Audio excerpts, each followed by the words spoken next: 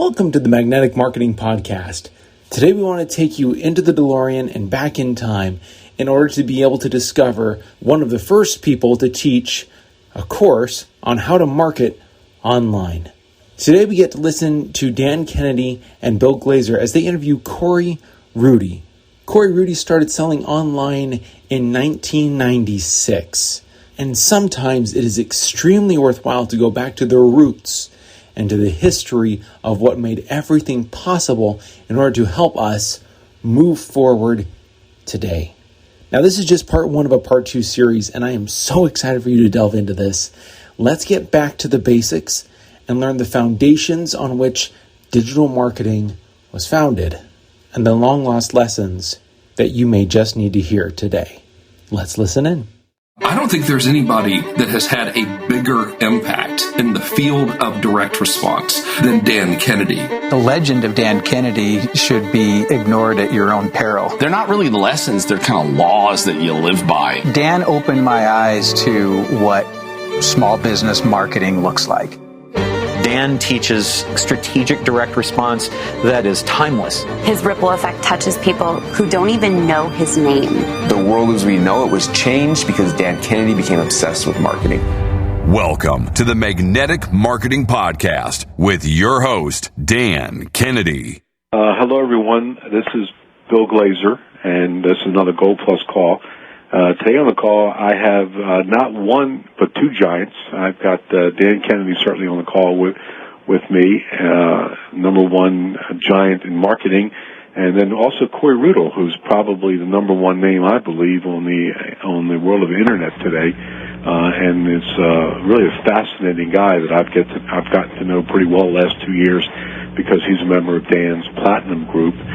So first of all, Corey, can you just give everybody a little brief history of who you are, and why don't you start off from humble beginnings and walk them right up to where you are today? Sure. Thanks for having me on the call, by the way. And as far as where I came from, basically I've always been so excited about marketing in general and loving it and reading everything I could back when I was a teenager. I started my first business when I was in my teens, worked up to be a couple of businesses, and by the time I was in my early 20s, I put this book I had, this car book, on the internet because it was failing offline. And it wasn't making any money offline. It was breaking even. I was about to get a job because I had no money left. I invested all my money I made previously into this book, which wasn't making any money offline, using all the different direct marketing techniques that Dan teaches and other gurus out there. Just as an observation, I don't think you'd do well in a job. You're probably right with that. So by going online, this is back in the days of 1994, 1995 when, the online was just coming, the e-commerce didn't even exist. You couldn't order something online with a credit card. There was no such thing as secure servers. Netscape 1.0 just came out, and I had to learn to do everything myself and how to upload a banner and how to build a web page in HTML 1.0 and all that kind of stuff. And this techie stuff that seemed really foreign, but it became so easy when I realized how easy it was to do. So I went and did that, and I tried all these marketing ideas, these direct marketing ideas, and just put a little twist on them, this technology twist, because people react differently online. It's a different medium. It's a different world out there, and it's not like it's very similar to direct response marketing, or I should say direct mail and so on, but it just got a little different twist to it. So we tried a lot of different things that were working in an offline world and applied them online, a lot of which failed and a few of which worked. And we just kept rolling out which worked again and again and again. And before long, I had 1 million visitors to my carsecrets.com site. And people started asking me, can you teach me how to do this? Teach me how to get all these visitors. And we're like, sure, we've been inventing these techniques as we go. We've been trying out banners and e-signs and affiliate programs, which weren't called affiliate programs back then. That name wasn't even invented yet. So on and so on. And next thing you know, I'm teaching people how to do this on a consultation basis. Then it's driven into, hey, wait a second, this isn't smart. I can only work so many hours a day. And if I go on vacation, I don't make any money, so let's dump everything I know into a course and be able to teach not just 2 or 3 people this, but teach, hundreds, thousands of people the same stuff and be able to give them more detailed information because you can describe in a 1,000-page course a lot more than you can describe in a couple hours on a phone or even a couple days on a phone. Now, Corey, what year did you introduce your first how-to course? The first internet how-to course was back in 1997. Actually, I remember the day. It was the day before Christmas I launched it. By the way, Dan, I hate disagreeing with you, but I do think that Corey would do very well employed as sort of like a speed talker. Oh, yeah. The guy that used to do the FedEx commercials. Right. It might have been Corey, as a matter of fact. All right, so in 1997, you introduced your first how-to course. Yep. Then what happened? Then we just got this incredible, great reputation because everybody online was publishing how-to information based on theory, based on what they thought would work, what made sense. But we were publishing how-to information on real results, actually doing the stuff, knowing some of the stuff that other people were publishing was failing and showing the results of that, and then what was working, and having this, the basic people could walk in, look exactly what was working or not working, how we changed it, made it work better, and basically model after our success from real-world experience, not some theoretical point of view. And just we got these incredible testimonials. People talking about how they, traffic went up 400%, sales went up 500% in 30 days. They made, $50,000 this year extra because of our techniques. And we got this great reputation for all these results-oriented testimonials. And things just blew up. I mean, we just took over the market space very quickly because of that unique point of actually doing it, practicing what you preach rather than just preaching.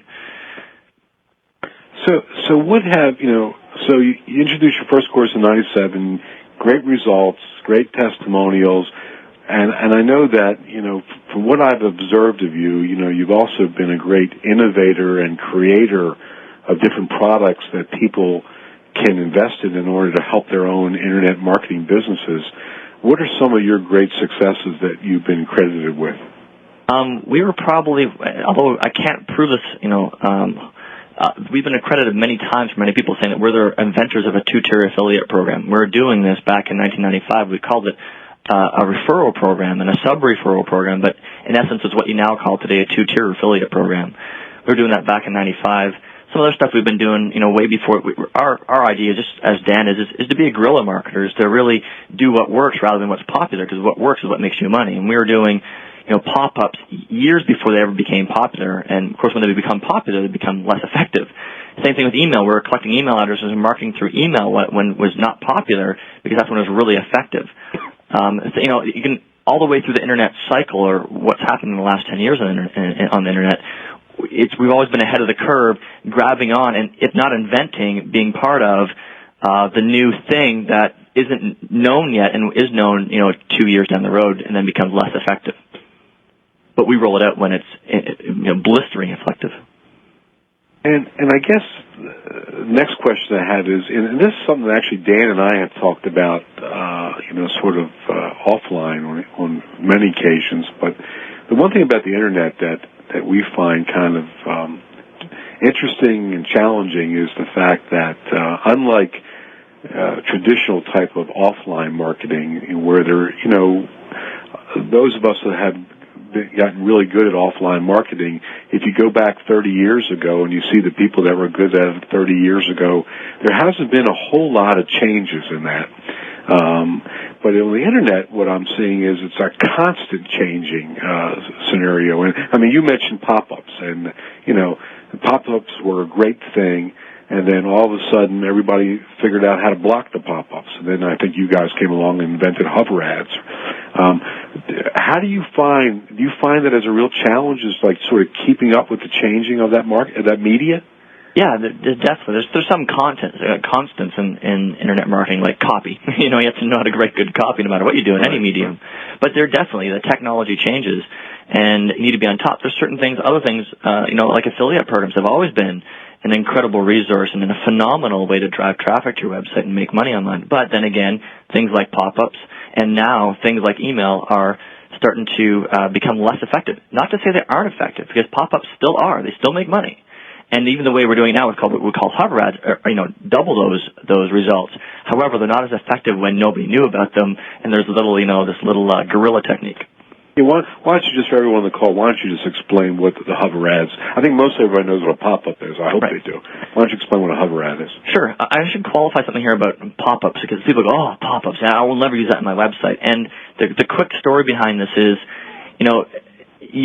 people get upset about pop-ups. People get pissed off at pop-ups if they have nothing to do with what they're surfing about. You go to Yahoo and they're popping up stuff on mortgages and new cars. I mean, it upsets you. It's annoying. But if you go to a website and you're looking for a solution how to solve your arthritis or whatever it may be, you get a pop-up saying there's a free report on this. You get a pop-up saying you have a solution to this problem, or you have more information on how to solve this problem. It becomes very interesting, and you don't even notice that pop-up. You actually want that information. It doesn't come to you as an annoyance. So just be aware of that. Number one, pop-ups can be very effective and don't annoy people as long as they have to do with the topic that your website's about. So with that said, back to the hover ad question.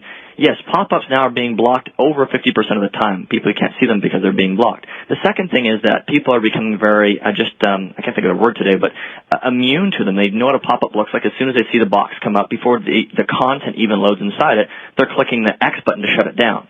So it's becoming, very hard to get effectiveness to it. So we developed something called hover ads, which it's, for all intents purposes, may come across to you as similar as a pop-up, but doesn't look like it and reacts very differently. For example, this little box of any shape and size you want will literally bounce onto your screen, or drop from the top, or appear, materialize immediately, or disappear immediately. For that fact, it even count down where it bounces onto your screen, has some kind of offer, and says, this offer is good for 5 minutes and 59 seconds, 58 seconds, 57 seconds, and just counts down and disappears after the countdown clock goes away, which creates incredible urgency. So these hover ads are designed to basically take over pop-ups in the sense that, one, they cannot be blocked with the technology behind it. And the second thing is they attract attention because they don't like that normal pop-up where you have a big Windows window around it with a little X button, the close button. They look very different. They don't have a border around it. They're just got this kind of blank page or borderless thing that just drops and bounces on your screen that a pop-up doesn't. So it kind of makes you go, what's this? Like, it makes you pay attention, and half the battle of getting a sale or having someone take action on a pop-up is to make them think, what's this? They're interested in it, have some kind of interest in it, and that's what a hover ad does. Now, you're still strictly an online marketer, is that correct? Yeah, we generate 100% of our leads right now online, except for the odd seminar we may participate in and the odd direct mail we may do. But generally speaking, 95+% of all of our business comes directly from the internet. Well, and that's not just leads; that's actual all the way through to the sale, correct? That's correct. Yes. Yeah. All right, let's talk about online opportunities today. The person that's listening to this call right now, one of the things that might be going through their head is, the Corey Rudy already beat me to all this. All the other bright guys out there already beat me to all this. They're already making all the big money online. Are there any good opportunities left? Any good business ideas left to go online with? Oh, absolutely. There's no question about that. That is a definite yes. There's people every day that are discovering new opportunities, and part of my goal is to teach people how to find these opportunities. Just like Dan teaches when in the direct mail and direct response business in general, you find a hungry, starving market and you feed them what they want or what they need. And it's the same thing applies online. The difference is that online it's very easy to congregate everybody from the world that has an interest group. You want to find all the gardeners online, or all the hunters online, or all the skiers online, or all the tulip growers online. It's very easy to find that market and sell to that market if you find something that they're desiring or solving a problem that they're having. So yes, we actually have a newsletter that we publish every month that interviewed two of our most successful clients. It's called secretstotheirsuccess.com, and it just talks about the guy that was the janitor, the guy that was the valet, and now making $100, $200, $300, $500, $1 million a year doing the most bizarre businesses. Some of these people are selling soap from their home, or another guy, is selling a truck bed covers, and he doesn't even own a truck. Or one guy's, one 50-year-old grandmother's turned her knowledge of home decorating into a home decorating business, is now in the first 9 months making $5,000 a month selling her home decorating knowledge online. So there's people from 20 years old to 60-year-old making money online by going after a hungry, starving market, going after a small market, a niche market that everybody wants, that everybody doesn't care about, but a few people are really passionate about and willing to spend money on whatever you're offering. If Grandma can make the pure e-commerce business work, and you can make the pure e-commerce business work, how come most of the big companies didn't and can't? And what are the mistakes you avoid that they made? Well, we all know the dot-bomb era, when all these companies had these great evaluations of $40 million and they're only making $200,000 in sales. At the end of the day, there's a lot of assumptions that were made wrong back in that day. at the end of the day, you still need a real business. It's ROI. These companies were basing a lot on their business plan, how they had this idea of how they're going to do things rather than proven it can work. They had no real customers, no real sales, just an idea, and somehow people were evaluating those ideas at stupid amounts of return on investment. I mean, I had friends that were literally doing $200,000 of business in their company on papers with $40 million, and 2 years later they're bankrupt because that didn't fly. As far as the number one reason they didn't make any money, to kind of get to the answer to your question, is they didn't worry about ROI. When I go and spend any money online, I want to see a direct return for that money in 30 days, 60 days at the absolute latest. I'm very serious on a short period of ROI. The second thing is I test everything. I don't go out and build these. These guys were building these big brands and having this, trying to build an IBM brand and a Microsoft brand and a Toys R Us brand. And at the end of the day, it really matters of, I don't care about branding. I don't want anybody I don't spend any money on branding. I spend money on advertising to make sales. And because of that, I do brand myself. That's just a byproduct. I go for ROI. I have a bunch more questions I want to ask you, and as a matter of fact, truthfully, Corey, I could probably ask you questions for days. I find this whole thing very, very fascinating, and I will also tell you that since I took over running levels of Dan's business beginning in January, the amount of business that we're doing online, I've developed a great respect for online opportunities. But what I would like to do is do something a little bit different today, if we could. And I'd like to sort of intersperse questions from our members, intersperse with the questions that Dan and I would like to ask and discuss with you. So, Alex, could you let people start queuing up questions, and then as they're doing that, I'll get back and I'll ask you a question that I've been burning to ask you now for years. Here's my question for you, Corey. As you know, I own 2 menswear stores in Baltimore, and I have no desire at all of selling what I sell in my stores online. How would the smart person not me, the smart person who has my kind of a business, how do they look at the internet in order to help their business when they don't want to be selling online? Right.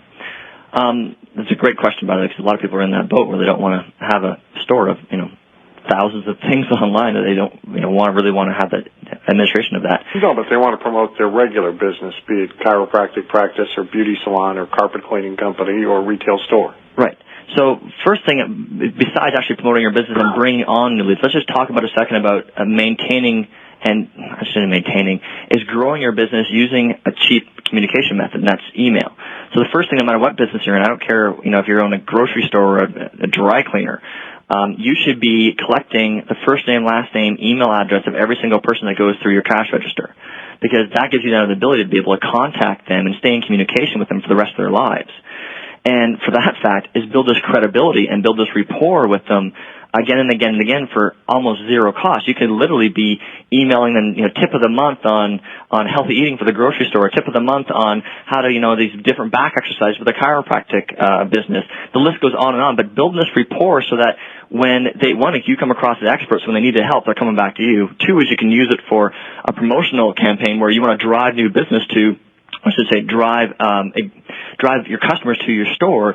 It's very easy to do that by having some kind of promotion for these specially preferred customers, and that's one of the ways you can get these email addresses, by letting them know that they are now, if they give you their email address, they're now a preferred customer, and they will get special things that nobody else gets, like a special opening where you normally close your store down at 5 o'clock. Well, before the sale happens tomorrow, I'm going to open my store just for my preferred customers between 5 o'clock and 9 o'clock at night to get all the bargains and pick up the best stuff before we go fully on sale the next day. And these kind of incentives make people want to give you their email addresses, also drive a bulk of traffic to you, create that credibility and create that rapport with the customer that just brings in more sales and steals business away from your competitors because they want to do business with you because you're treating them special and at a very low cost. I mean, you can send out an email to 5,000 people literally the push of one button that's totally personalized, and it says, hi, John, thanks for your last visit on blah, whatever the day is, day.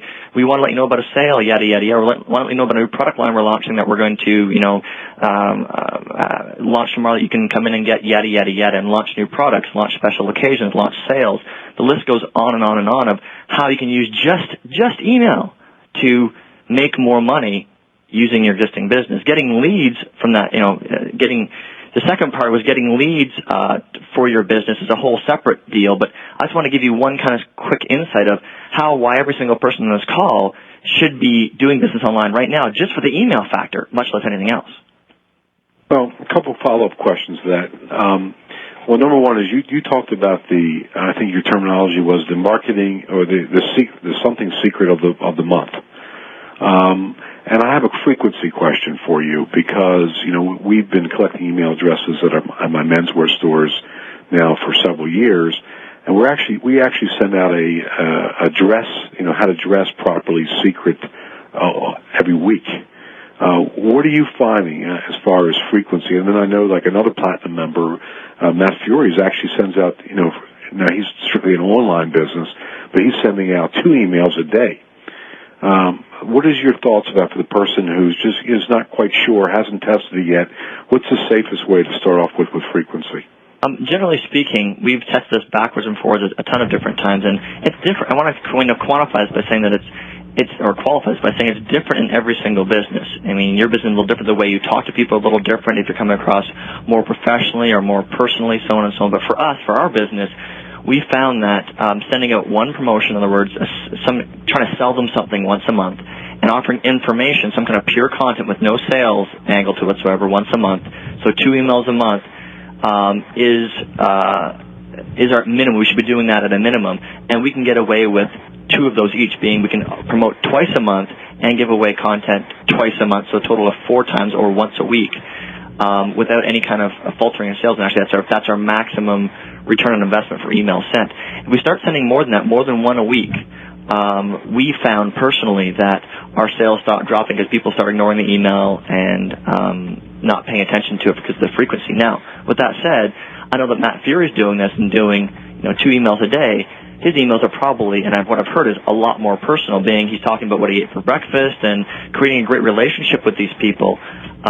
You can also work that the other way, where there's another company I know sending emails every day that are all promotionally based emails, where they're trying to sell them something every single day. And their list is 400,000 people big. But when they send out a promotion, they're lucky to get 50 sales from something because nobody reads the email because they're getting crap every day. They're getting sold something every day. The emails are of no value. It's very important that whatever you do, whatever frequency you do, you have some kind of value that they look forward to opening the email, that they don't know is this time is going to be value and content interesting, or is this time going to be a sales pitch? They don't know that. And as long as you keep that balance correct, you'll do fine in whatever business you may be in. All right, one last question related to this topic, then we'll open it up for a question or two, and then come back to some more questions that Dan and I could chat with you about. Using the same model, the chiropractor, the local retailer, the cleaners, whatever. If he wants to also use the internet as a lead generation source for his business. What are some smart things? So now he's gathering leads online and marketing to them with the hopes that eventually that's going to trigger that person to do business with them down the road. What's some smart ways today in order to get leads online? Right. I could talk a whole day about this stuff, but I'll try to give you some examples. A lot of this is discussed, and we have a course on this that talks about a lot of this stuff, but I'll try to give you some quick examples because of our limited time. You could use the internet site as a point of contact where you're doing your offline advertising, whether it be brochures, direct mail, teleseminars, the list goes on and on and on, advertising in magazines, newspapers, whatever. And those force them to a website that offers free information. You could have a download of an ebook that has value that now costs you nothing to have these people download the ebook and capture their first name, last name, email address, so you have the ability to be able to follow up with these people again and again and again. But you get them to come to your website by offering some kind of great information. If it's the chiropractor business, and bear with me, because I'm not a chiropractor, so I hope I don't screw this up, but something along the lines of, have back pain? We have 3 simple steps that solves 90% of all back pain, or whatever it may be. Get this free ebook at www.blank.com. And they go to the website and download the ebook, which you capture their information, and then, of course, follow up again and again and again with them. That's one way of many ways to do it. You can also use the Internet as a 100% lead generation tool by going out, and now there's searches based on geographical area, and you can promote your website just locally to the local community by participating in local forums, local websites like radio stations, TV stations, newspapers, and be advertising or doing some kind of a joint relationship, which in this case I would always do an affiliate program relationship with these people, paying on results, paying on sales, with people to drive local business, local online people to you directly. These are some, these are very general, of course, but just to give you an idea that is definitely possible, happens all the time.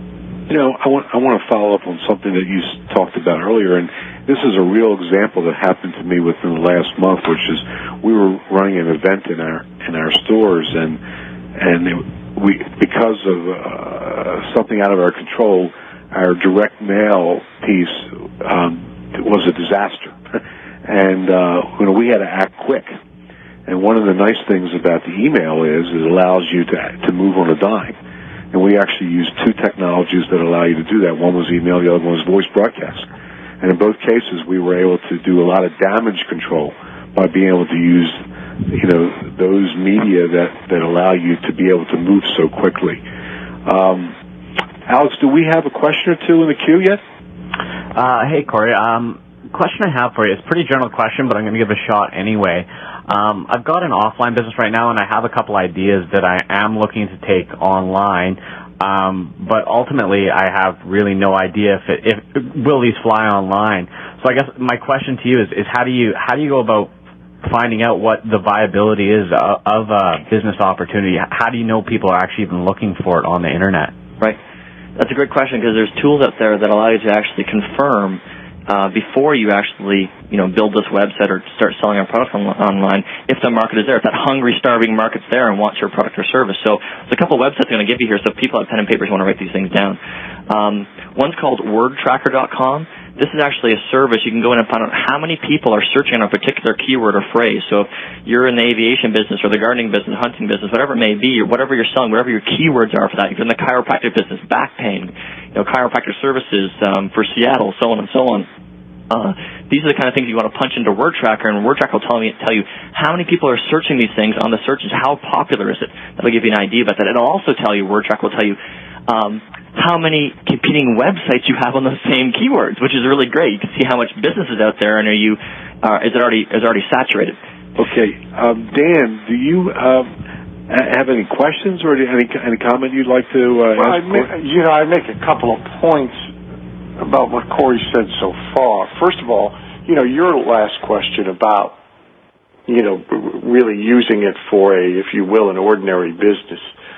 I mean, one of the things that I keep seeing done a lot that I like, and I'll just make the point, and then Corey, you can comment.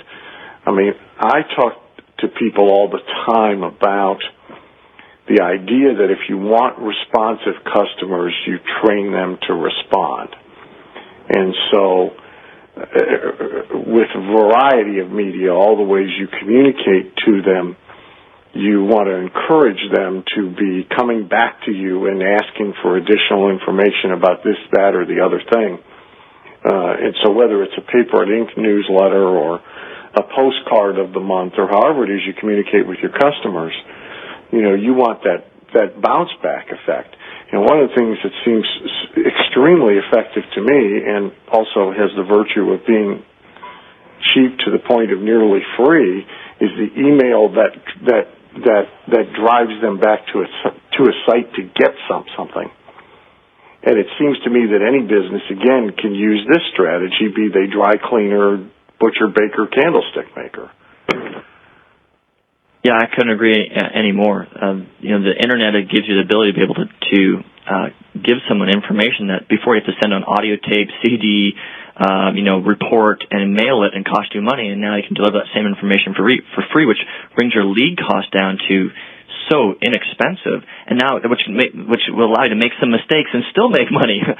So there's definitely some advantages of doing that for sure. And my two favorite things about having any kind of business, specifically offline businesses, moving online are those two things. The one you just mentioned, Dan, which is driving people to the website to capture that information so you can start communicating with them for a very low cost and giving them great value for a very low cost. And the second way is, once you capture that information, is continue to communicate with them and offer them that value and promotions and so on, and keep driving them back to the site and driving them for more business for all intents and purposes, nothing. It costs you nothing to do this. And the beautiful thing about email is, if you really screw it up, like you send an email, it doesn't get any response, it's like, who cares? Because you just go and literally figure out what went wrong, build another email and send it out again. It didn't cost you anything to make that first mistake. Which is, for people that are beginners at this or concerned about the costs involved in marketing to someone, it allows you to make a lot of mistakes and still make money. It's incredible. Now Corey, you mentioned the term affiliates, and I'd like you to, if you could, just for anyone who's not familiar with it, define exactly what that is, what an affiliate program is, and tell everybody a little bit about how, by using where your affiliate program is today in terms of size and scope, and what that's meant to your business. Oh yeah, for sure. I'll state with this before we even talk about affiliate programs. Let me state how powerful they are. They are the hottest, the most risk-free, the best way to promote your business on the internet, bar none. The only key to affiliate programs is you need to make sure that your site converts well before you get heavily involved in an affiliate program. It means, in other words, you need to make sure you have some kind of traffic and you know that your site is converting visitors into leads or visitors into sales, however you've chosen to have your site. And the goal of your site is to take one action, get them into a lead and put them in the funnel, or get them into a sale and buy that first product and then back into all your other products and services to them. So the affiliate program literally is this. This is the easiest way to explain it. It is like having a marching army of people out there selling your products and services at no cost to you until they make a sale.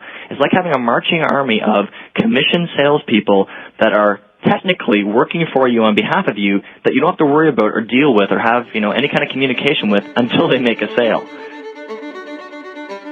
Thank you for listening to the Magnetic Marketing Podcast with Dan Kennedy. If you love hearing in on these lost Dan Kennedy talks and speeches and calls, then please let someone else know about this podcast. That's how you can help it to grow. And the more it grows, the more free Dan Kennedy we can bring to you. Also, Dan would love to give you the most incredible free gift ever, designed to help you make maximum money in minimum time. Now, this free gift comes with almost $20,000 in pure money-making information for free just for saying maybe. You can get this gift from Dan right now at nobsletter.com. Not only will you get the $20,000 gift, you're also going to get a subscription to 2 marketing newsletters that will be hand-delivered by the mailman to your mailbox each and every month. One from Dan Kennedy and one from me, Russell Brunson. To get this gift and your subscription, go to nobsletter.com right now.